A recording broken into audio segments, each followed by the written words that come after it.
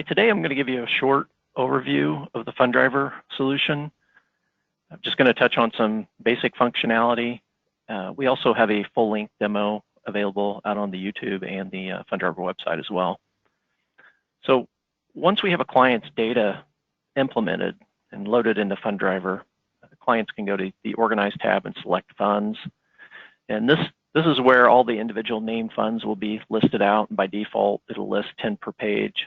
You can expand that down to 25, 50, or 100.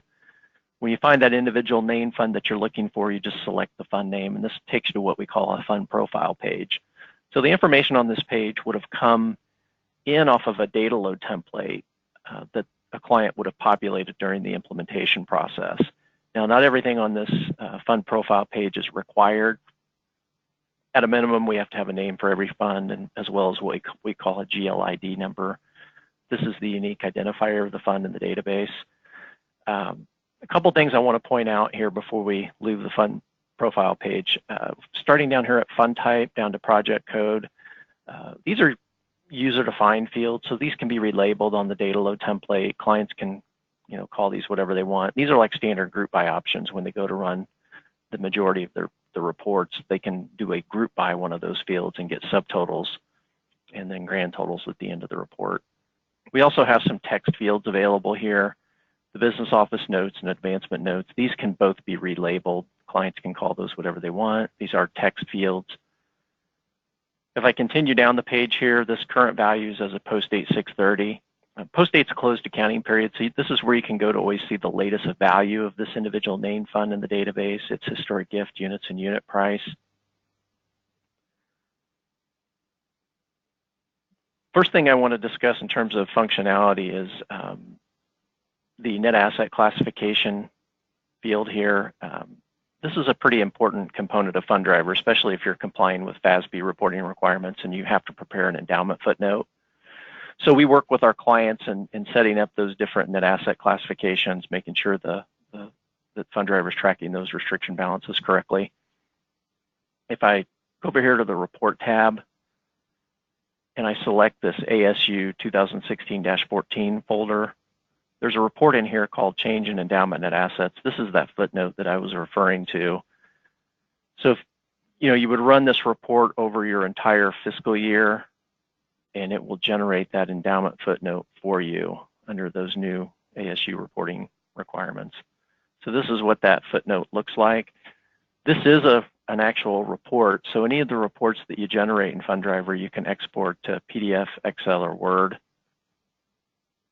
So it makes tracking restrictions a little easier, preparing this footnote a little easier, saving a lot of time there. If I go back to that fund profile page, I want to mention the purpose description field here. This is not a required field, but if you utilize this, this actually gets placed onto one of the standard donor reports that you can prepare out of Fundriver. So again, if I go to the report tab and I select stewardship folder, there's a report in here called donor report. And let me just create a single report here just to show you how this works. And I can generate a report over any time period that I have history in the system. So if I wanted to produce this, say, just 12/31 through 6/30, you can select that as the date range. That purpose description field gets placed here under fund purpose. So this is unique to the specific name fund that I created the report for. And the financial information here is generated January 1 through 6/30. So this is just a standard report. It can be customized. It can have a client's logo appear at the top. It can have footnotes down at the bottom so they all look the same. The terminology here can also be changed if you'd like to do that. And again, this is a report. So any report that you generate, you can export to PDF, Excel, or Word. Normally, if clients are using Fundriver to produce these types of reports, they would either work off the standard donor report that I just showed you there, or we can build custom donor report as well. Going back to the fund profile page, I want to mention document section here. So we have a document management component built into the product that allows you to attach documents in an electronic format and assign them to individual named funds in the database. So if I select documents here, this is going to pull up a grid showing me existing documents being stored and assigned to the specific named fund. This is also where you'll find the upload feature. So you can select the browse feature, go find that file that you want to pull in, select the category that you want to assign it to, and you can set up as many categories as you want, and then you just select the upload button and it'll pull that document in. Typically, you would see clients storing like fund agreements here. And the nice thing about that functionality is, you don't have to be in the office. You can just log into Fundriver outside of the office, select the name fund that you want to look at, and pull up that fund's fund agreement. The next thing I want to go over is the spending rule utility that we have built into the product. So this allows you to set up spending rule or rules, set parameters, calculate spending, run a budget report, proof a calculation out. So we already have some spending rules built into the product already. One of those rules we call percent average. This is a common rule that we see. And just to show how this functionality works, I'm going to go ahead and select this spending rule type. If we look down here at the bottom, this is where the parameters for this specific rule get set up. So I'm applying a 5% distribution rate over a 12-quarter rolling market value average of the individual fund balances. If you do like a total pool type calculation, you can select pool here. If you do an average unit price, you can also select unit price. I'm going to go ahead and just have it look at each individual named fund's market value over 12 quarters and apply that 5% distribution rate. There's also some additional parameters you can set here. If you don't want to spend from funds that are underwater, you can set that limitation here. Also, this allocation date that's set, if I want to tell the system that 6/30/19 is the last period in the 12-quarter rolling market value average, I would set that up as my as my allocation date. And then I'm just going to save this. So let's say the spending rules are set up that time of year where you're ready to calculate spending for budgeting purposes. You can do that by running a report. So if I go to the report tab and I select the spending folder, there's a report here called estimated spending report. I'm going to select 6/30 post date so we can see the market value and historic gifts as of 6/30, and then I'm going to run the report. When you run this report, the system's applying those spending rule parameters, and it's actually calculating what's available for spending based on those parameters. I'm going to clean this up a little bit just because I have one spending rule set up. And there's a column on here called annual estimated gross distribution. So these are the individual amounts that were calculated for these individual named funds based on that spending rule parameter that I have set up. And if I go to the last page, you see the total here. This would be like my total budget amount for the year. The nice thing about this report is it's got proofing capability. So if you need to proof the calculation out for someone, you can do that just by running this report and then say I want to proof out the biology lecture distribution amount. I can just select that amount on screen and it'll generate a proofing report. So this is a proofing report for that biology lecture. We applied a 5% distribution rate. These are the 12 quarters of market value that we used for the calculation. So these values, these are the individual named funds market values over that 12 quarters. So it does the average calculation times the 5% distribution rate to come up with that total budget amount for the year. And then it distills it down to a dollar amount per unit type calculation, which also gives you the same results. This is also a report. So again, you could export this to PDF, Excel, or Word. Again, and you can administer multiple spending rules in the system. You're not just limited to one spending rule. The next thing I want to do is just kind of give you a brief overview of what we call the posting process. So if I go back to the home page and I, under helpful links here, select closing process checklist, this is just a checklist that would keep a user on track from start to finish through the posting process. So basically the posting process is that process of gathering all the transaction activity at the named fund level. So like typically you would be inputting like the gift activity for the period. And then also inputting the investment activity for the period, reconciling things, and then closing the period. And it's that point of the process where Fundriver does the allocation of the investment activity. These are just hyperlinks, each of these steps to take you where you need to go to do this type of information in the system. And then there are detailed instructions here as well. So if you need to set up a brand new named fund in the system, but you don't know how to do it, you can just click here for the online instructions. And this will pull a help article from the Fundriver knowledge base. So it just explains how to do that with screenshots. So it's pretty simple, pretty intuitive to use. Step number 2 is to make income distributions. This is really just an automated spending distribution process. So if I select step number 2, this is where I can have the system to create the spending distributions. And what it would do is it would just apply whatever your spending rule parameters are. And those amounts that we had calculated on that estimated spending report it would automatically create those distribution transactions for you.